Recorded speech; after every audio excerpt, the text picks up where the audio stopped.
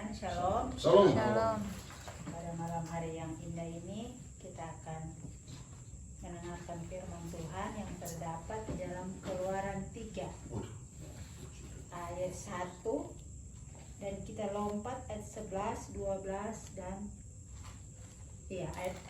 ayat 1 baca dulu, baru ayat 11, 12. Puji Tuhan. Aduh.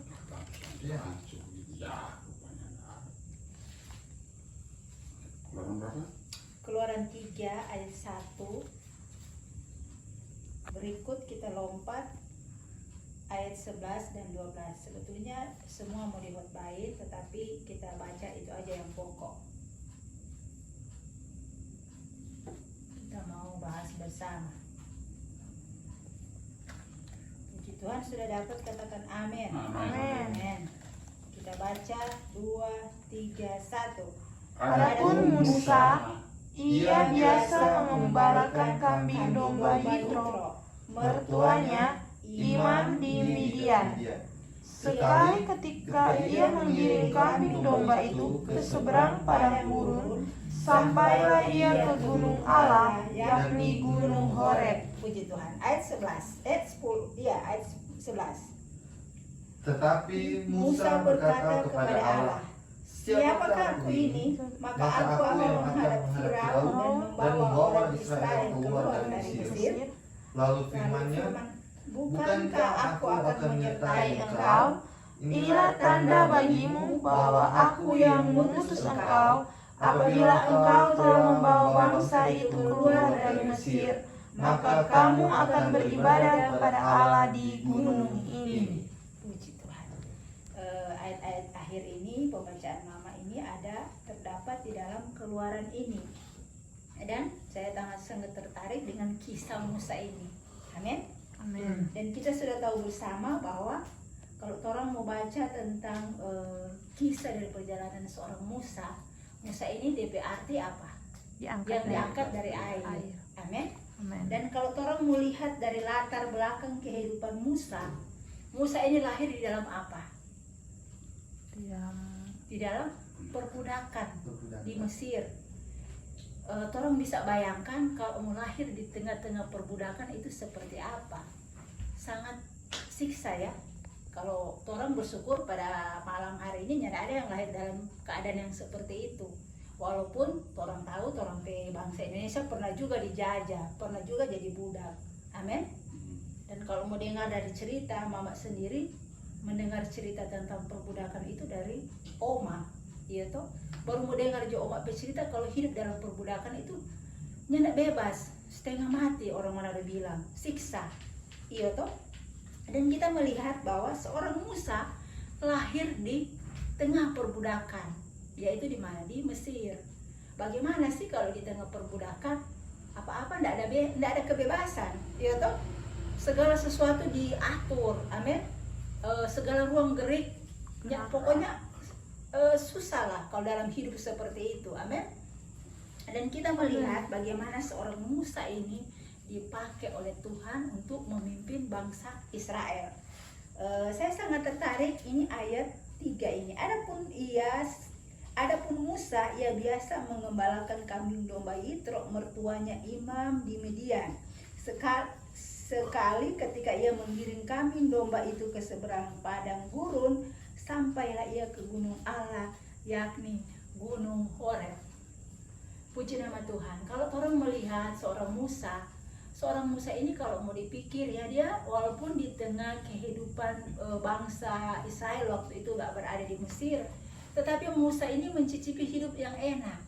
Amin. Orang kan tahu latar belakang Musa ini diasuh, dipelihara oleh seorang putri Firaun, iya toh. Jadi otomatis Musa ini walaupun dia di tengah perbudakan waktu itu bangsa Mesir, tetapi Musa ini dia mendapat hidup yang layak, mendapat kehidupan seorang apa? Seorang pangeran, iya toh, seorang pangeran, seorang raja. Kalau orang mau lihat dari latar belakang Musa bisa saja dengan latar belakang dia, dari pendidikan dia, dari kehidupan dia, bisa saja Tuhan mengangkat dia toh. langsung berfirman, Musa keluarkan bangsaku dari Mesir. Dan di sini saya tertarik, di sini dikatakan, adapun Musa ia biasa mengembalakan kambing domba Yitro mertuanya. Puji nama Tuhan, setelah kita tahu belajar dari kisah seorang Musa ini, Musa nanti dipanggil Tuhan, diutus Tuhan, itu pada saat di mana? Padang gurun. Di padang gurun, amin, sedang mengembalakan Domba. kambing domba, yaitu kambing domba mertuanya. Dan juga seorang Daud, waktu dipanggil Tuhan, diutus Tuhan untuk menjadi seorang gembala, dia juga apa? Seorang gembala, amin. Dan Tuhan Yesus juga memproklamirkan dia berdiri, dia seorang apa? Gembala. Jadi di sini mau tertarik bagaimana seorang Musa ini yang sudah hidup di dalam kerajaan, bagaimana dia mencicipi enaknya hidup dalam kerajaan. Tetapi Tuhan panggil dia waktu tidak menjadi seorang yang seperti itu, yang waktu dia masih menikmati fasilitas yang ada di istana Firaun. Tetapi justru di saat padang gurun Tuhan panggil. Amin. Di saat dia di dalam padang gurun. Amin. Bisa saja kan Tuhan panggil dia waktu dia masih dalam istana. Tapi setelah dia di padang gurun dia berapa tahun?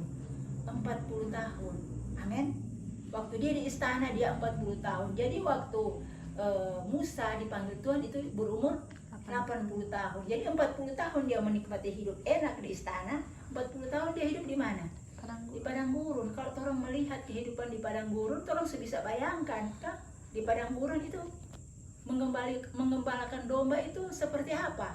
Pasti berhadapan dengan ancaman. Amin. Ya toh, berhadapan dengan apa lagi? Panas. Berhadapan dengan apa? Hutan. Berhadapan dengan apa lagi? Segala macam. Amin. Dan di sini Musa dikatakan Tuhan memanggil Musa sedang apa? Mengembalakan domba. Puji nama Tuhan. Berarti bagaimana itu Tuhan memakai kita kalau ada kerinduan kita untuk dipakai Tuhan. Tuhan tidak pakai di saat kita berada dalam zona apa? Nyaman. Zona nyaman. Tetapi di saat kita berada di mana? Di padang. Amin. Di saat kita berada di padang gurun. Amin. Seperti Musa.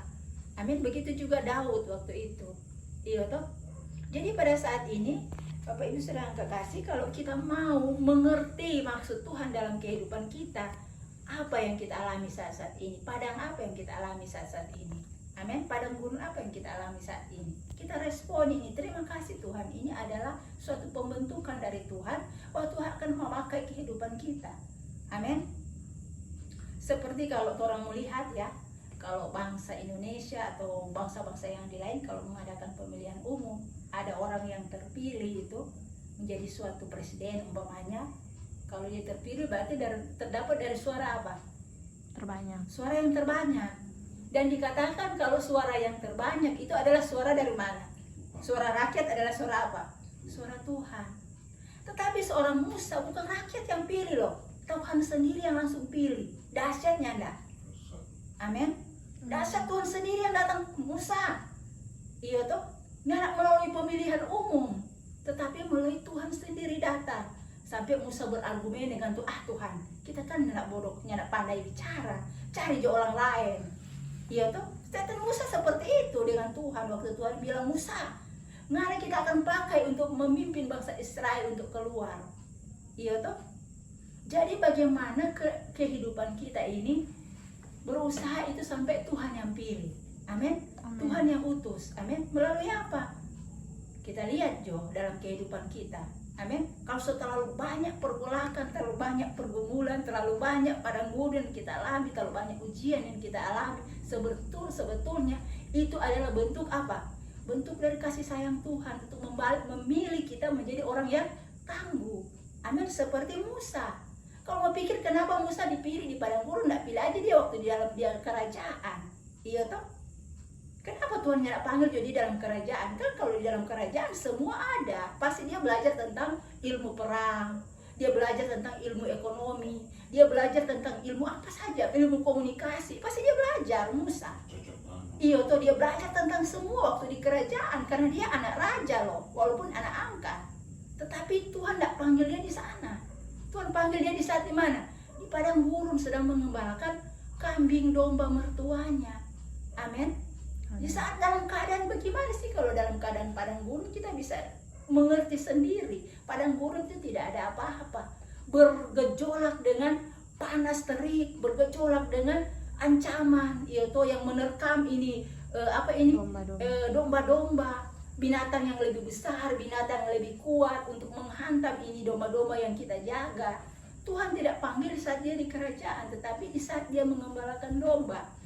Jadi bagaimana dalam kehidupan kita kalau kita meresponi kasih sayang Tuhan dalam kehidupan kita? Kadang kan kalau orang semua mengalami begitu banyak pergumulan dalam kehidupan kita, kita anggap itu Tuhan sudah tidak ada. Amin. Kita anggap Tuhan itu jauh. Padahal sebetulnya kalau kita meresponi kasih sayang Tuhan seperti Musa, iya toh? Tuhan, terima kasih Tuhan. Amin. Terlalu banyak pembelajaran Tuhan yang Tuhan kasih dalam kehidupan kita, sehingga kita bisa menjadi seperti Musa ini, orang yang dipilih Tuhan. Amin. Orang yang dipilih Tuhan, guys. Orang yang langsung dipilih Tuhan, bukan seperti kalau presiden rakyat yang pilih, tetapi Musa dia sendiri dipilih oleh Tuhan. Puji nama Tuhan. Akhirnya Bapak Ibu saudara kekasih, Tuhan katakan begini, tetapi Musa berkata kepada Allah, lihat Tuhan sepilih, inilah kenapa seorang Musa dipilih oleh Tuhan. Amin. Kalau orang lain kan, kalau dipilih untuk menjadi seorang pemimpin, bahkan sekarang begitu banyak orang berlomba-lomba sampai segala macam cara untuk apa? Misalkan untuk kalau mau jadi orang yang berambisi terlalu hebat begitu, dan misalkan suap toh, membeli suara begitu toh, supaya dia dapat pilih jadi pemimpin, dan iya toh. Kenapa seorang Musa itu dipilih oleh Tuhan? Ini ayat 11 dibilang begini, tetapi Musa berkata kepada Allah, siapakah aku ini Tuhan? Iya toh, siapakah aku ini Tuhan? Maka aku yang akan menghadap Firaun dan membawa orang Israel keluar dari Mesir. Karena kalau mau pikir Musa ini kan orang kerajaan Mesir toh, anaknya putri Firaun, anak angkat dari putri Firaun. Tetapi dia berkata begini, siapakah aku ini Tuhan? Amin. Berarti mengapa ini Musa dipilih? Berarti Musa orang yang apa? Yang rendah hati. Amin. Orang yang rendah hati, sampai dibilang siapakah aku ini Tuhan, sehingga aku bisa menghadap Firaun untuk membawa bangsa Israel keluar dari Mesir. Jadi bagaimana kita belajar untuk menjadi orang hebat seperti Musa? Kita selalu belajar untuk menjadi rendah hati. Amin. Belajar menjadi rendah hati, dan sesuai kan Tuhan Yesus bilang, belajarlah kepadaku, aku lemah lembut dan rendah hati. Amin. Dan akhirnya Tuhan bilang begini, hanya apa yang menjadi tujuan Tuhan agar supaya Musa ini menjadi pemimpin, agar supaya dia bisa keluarkan bangsa Israel ini untuk dari perbudakan, untuk menuju keluar dari Mesir, untuk bebas dari perbudakan. Apa maksud Tuhan? Puji nama Tuhan, kita boleh baca di sini. Lalu firman-Nya, bukankah aku akan menyertai engkau? Inilah tanda bagimu bahwa aku yang mengutus engkau. Apabila engkau telah membawa bangsa itu keluar dari Mesir, maka kamu akan beribadah kepada Allah di gunung ini. Tujuan utama Tuhan untuk mengutus Musa menjadi seorang pemimpin bangsa Israel apa? Yang paling pertama apa? Supaya apa? Umat Israel boleh beribadah kepada Tuhan. Amin. Supaya umat Israel beribadah kepada Tuhan. Tapi tujuan yang lain-lain dari orang yang suka jadi pemimpin, Mama tidak tahu tujuan mereka seperti apa. Tetapi sebetulnya kalau tujuan Tuhan hanya itu, memimpin umat untuk menuju pada pertobatan, untuk beribadah. Amin.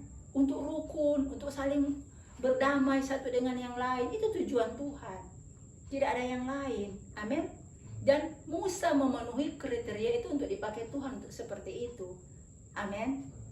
Dan memang benar, Musa habis-habisan dia berapa dengan Tuhan, membela bangsa Israel. Kalau mau pikir, kalau orang baca selanjutnya ini, mengatasi betapa keras tengkuknya ini bangsa Israel ini, bukan hebat. Amin. Sampai Tuhan somok murka di bangsa Israel, menghabiskan. Musa bilang, aduh Tuhan, biar jo Tuhan, kita penama jo yang hapus, jangan bangsa Israel. Iya toh? Berarti ini Musa ini memang pantas dipilih oleh Tuhan. hatinya yang Tuhan tahu. Amin. Jadi bagaimana kita boleh menjadi seperti Musa ini, yaitu kita mengerti maksud dan panggilan Tuhan dalam kehidupan kita. Amin. Jangan jauh-jauh untuk menjadi pemimpin bangsa, jangan terlalu jauh. Dalam keluarga kita dulu. Amin. Bagaimana kita menjadi pemimpin, yaitu kalau pemimpin itu dalam arti kata lain adalah penyelamat. Iya toh, pemimpin adalah penyelamat. Mari kita menjadi penyelamat. Amin. Jangan jauh-jauh menjadi penyelamat bangsa yang besar, tidak usah. Yang paling kecil dalam keluarga kita dulu. Amin. Jadilah penyelamat seperti Musa, orang yang diutus Tuhan. Amin. Sehingga kehidupan kita ini berkenan kepada Tuhan, yaitu orang yang dipilih oleh Tuhan. Amin. Orang yang diutus oleh Tuhan. Kalau orang bisa menjadi penyelamat dalam kehidupan keluarga kita, otomatis Tuhan akan percayakan hal-hal yang besar. Amin. Mari dari hal-hal yang kecil dulu. Puji nama Tuhan, sehingga orang boleh menjadi berkat di Yerusalem dulu, baru ke Samaria. Amin. Kita menjadi teladan dulu dalam kehidupan keluarga kita, dalam kehidupan keluarga rumah tangga kita, dari keluarga dulu. Amin. Berikut kita baru hal-hal yang besar. Asalkan Tuhan sudah tahu siapa kita, karakter kita yang menjadi teladan. Amin. Sehingga kita boleh menjadi seperti seorang Musa ini, dipercayakan Tuhan. Amin. Dipilih oleh Tuhan dan diutus oleh Tuhan. Amin. Puji nama Tuhan. Tuhan Yesus memberkati. Shalom. Shalom. Puji Tuhan.